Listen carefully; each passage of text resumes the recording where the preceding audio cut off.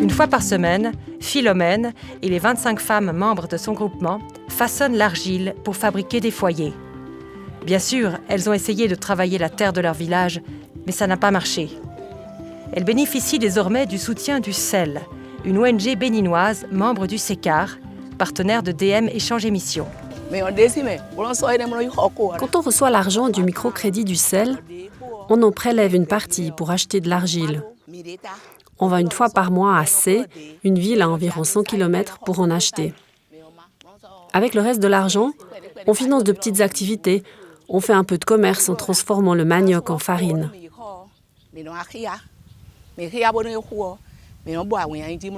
Quand on achète l'argile, il sort de terre. Alors on le sèche, on le casse en petits morceaux. Ensuite, la veille de la confection, on plonge l'argile dans l'eau où on le laisse tremper jusqu'à ce qu'il soit tendre à travailler. On travaille l'argile une fois par semaine et cela prend à peu près 1h30 pour faire un foyer.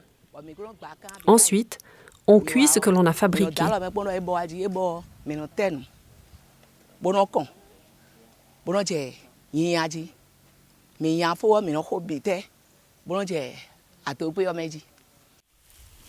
Pouvoir vendre les foyers qu'elle fabrique, tout comme une partie de sa production de légumes, a changé la vie de Bernadette, qui vit non loin d'Alada, dans le sud du Bénin.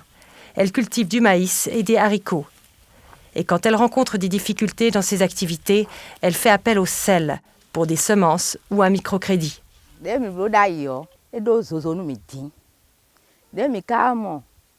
Avant l'arrivée du CEL, on souffrait car on n'avait pas de bon rendement. Les cultures ne prospéraient pas. Nous avons appris des techniques que j'ai appliquées dans mon champ de maïs qui a bien donné. Et c'est pareil pour les légumes. Nous sommes désormais plus à l'aise qu'avant.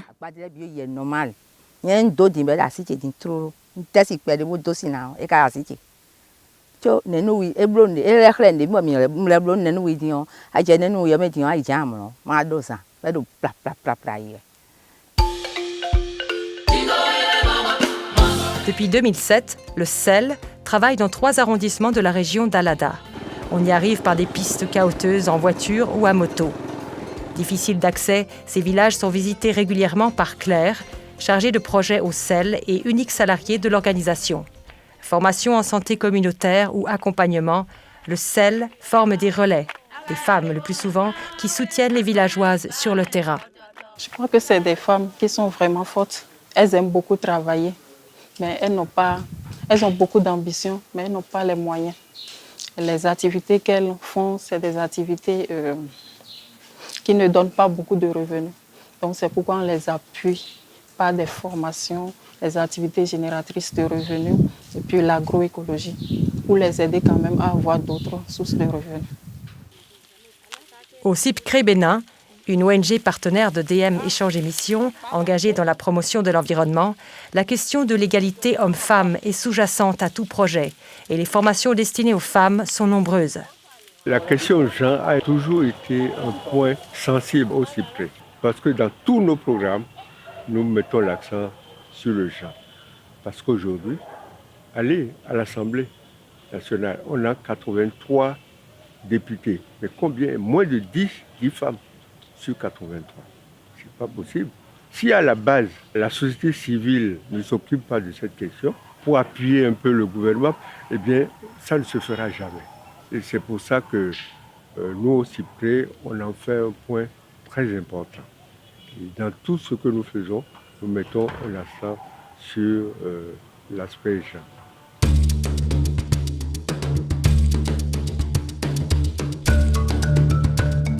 Installée dans un village excentré, sur les bords du fleuve Ouémé, Cécile a suivi une formation du CIPCRE Bénin visant à augmenter la participation des femmes aux affaires publiques.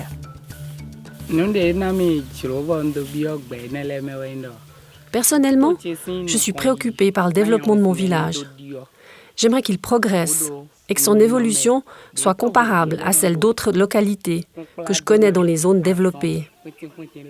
J'aimerais aussi voir les petites maladies qui touchent les enfants du village disparaître. Ces maladies sont souvent liées à l'utilisation d'eaux impures, ainsi qu'au manque d'hygiène au niveau ménager, dans l'utilisation des latrines par exemple. Les formations du CIPCRE m'ont permis à moi, mais aussi aux autres femmes qui ont participé et qui ont restitué à d'autres femmes encore, de se préoccuper du développement de leur localité. Ces formations leur ont permis aussi d'avoir leur mot à dire dans la gestion de leur village, sur le plan politique. Elles ne sont plus seulement, comme le dit une expression béninoise, celles qui restent derrière, à la maison. Maintenant, nous, les femmes, nous sommes sorties de la maison et nous avons un revenu qui nous permet de contribuer aux charges familiales.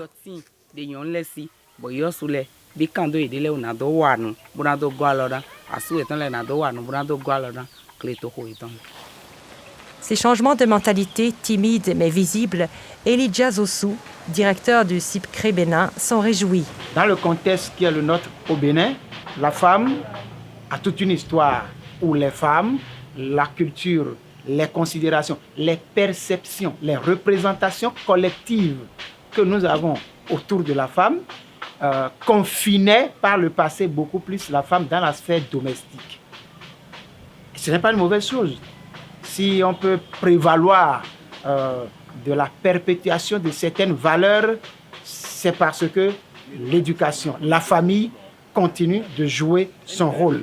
Mais dans le même temps, on est aussi conscient que les talents, Dieu les a confiés aussi bien aux hommes qu'aux femmes.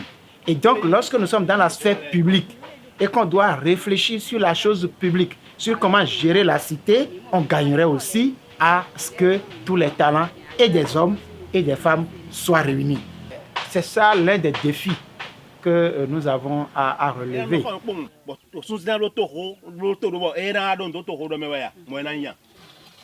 Victorine, qui a suivi un atelier sur la promotion des femmes dans la vie politique, voit une différence dans sa propre vie. Cette formation nous a ouvert les yeux. Avant, nos maris ne nous permettaient pas d'aller aux réunions concernant la vie du village ou de l'école. Cela créait la discorde. L'animateur genre du CIPCRE nous a sensibilisés à comment nous comporter à la maison. Depuis, nos maris ont compris et ils acceptent nos engagements.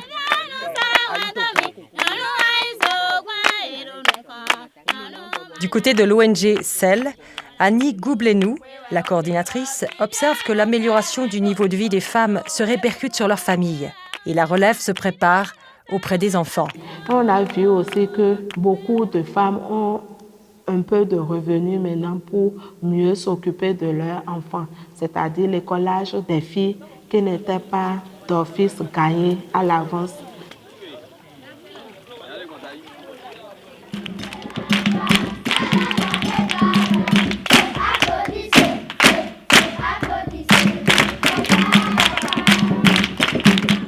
Je travaille dans les écoles aussi, avec les petits-enfants. Actuellement, on a 4 écoles dans l'arrondissement de Topa. On fait l'assainissement. On a formé des clubs d'environnement dans ces écoles-là. Et on accompagne les enfants dans le jardinage.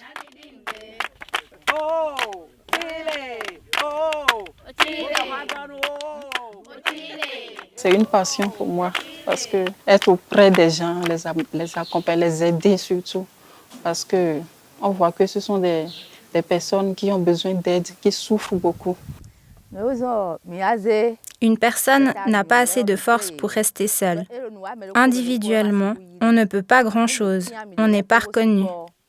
C'est pourquoi nous nous sommes organisés en groupement de femmes pour mieux pouvoir avancer et pour bénéficier du soutien et du suivi des conseillères du CEL Bénin. Une fois nos efforts conjugués, on voit que l'on va mieux que lorsque l'on était seul.